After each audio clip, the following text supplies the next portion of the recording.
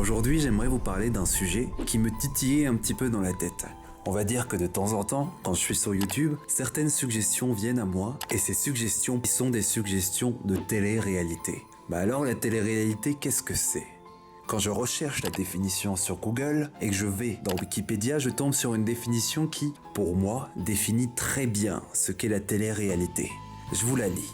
La télé-réalité est un genre télévisuel dont le principe est de suivre, le plus souvent sur un mode feuilletonnant et par le biais de la fiction, la vie quotidienne d'anonymes ou de célébrités sélectionnées pour participer à une émission télévisuelle.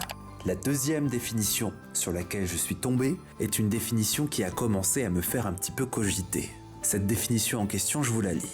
La télé-réalité est un genre télévisuel qui consiste à filmer la vie quotidienne de candidats placés dans des situations déterminées. Vous ne voyez pas la différence ?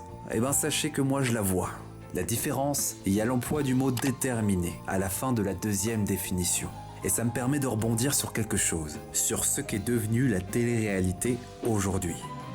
À l'époque, dans les débuts de la télé-réalité, quand on a commencé à introduire des programmes tels que La Famille Kardashian ou Loft Story, on était réellement sur cette définition première, à savoir une télé-réalité qui expose le quotidien de personnes. Cependant, j'ai l'impression que de plus en plus, la télé-réalité a tendance à prendre une tournure qui est de plus en plus scénarisée, où l'on retrouve des personnages qui maintenant ont leur propre rôle de manière à obtenir quelque chose qui est différent.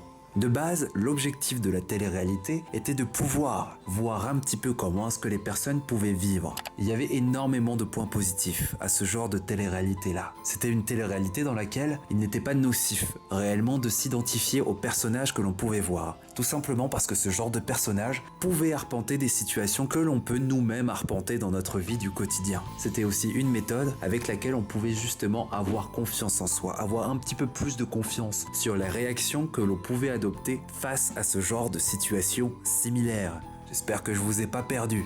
Le grand problème avec ce qui est devenu la télé-réalité, c'est la scénarisation constante dans un but d'appâter le plus de spectateurs possible. La télé-réalité est devenue réellement une exagération de tout ce qui fonctionne. Et au final, ça en finit par devenir faux. Le but de la télé-réalité est réellement devenu de surfer sur ce qui attire le spectateur. J'en ferai une vidéo un peu plus tard si vous le souhaitez. Mais on est tous inévitablement attirés par le drama. Et au final, les personnages qui rentrent maintenant dans des télé-réalités sont des personnages que l'on ne connaît pas forcément. Et c'est là où on aborde un côté qui devient assez triste sur la télé-réalité. En effet, la télé-réalité reste tout de même malgré tout quelque chose sur lequel les personnes peuvent s'identifier. Le gros problème, c'est que la tournure qu'a pris la télé-réalité aujourd'hui n'est plus la tournure qu'elle avait il y a 5 ou 10 ans par exemple. C'est maintenant un genre de télé-réalité dans lequel les candidats vont, dans un premier temps, chercher à se faire remarquer, à se faire connaître de la meilleure manière possible. L'appât du gain, l'appât du buzz va être réellement ce qui va motiver les candidats de télé-réalité à jouer des rôles qui ne leur ressemblent pas. C'est tout pour la vidéo les gars, j'espère vraiment qu'elle vous aura plu. Je la tourne à 9h, donc il est un petit peu tard quand même. Cette fois-ci j'ai beaucoup plus d'énergie et ça fait plaisir puisqu'on sent que la qualité est beaucoup mieux après. Et surtout j'ai un meilleur micro. En tout cas, dites-moi ce que vous en avez pensé en commentaire et surtout n'hésitez pas à réagir par rapport à ce que j'ai dit. Dites-moi aussi si vous voulez d'autres vidéos comme sur Lego par exemple ou d'autres sujets, ça peut être Pokémon, ça peut être n'importe quoi. Tant que ça vous botte et que ça me botte aussi honnêtement, on en parlera de manière tranquillou et ça pourra toujours faire du bon contenu. J'espère en tout cas encore une fois que ça vous a plu. Si c'est le cas, n'hésitez surtout pas à vous abonner. Comme d'habitude, sachez que ça me ferait extrêmement plaisir et que ça m'aide énormément. À lâcher un petit pouce bleu, un pouce rouge dans le cas où ça ne vous a pas plu. Et moi les gars, je vous souhaite de passer une super soirée. Gros bisous.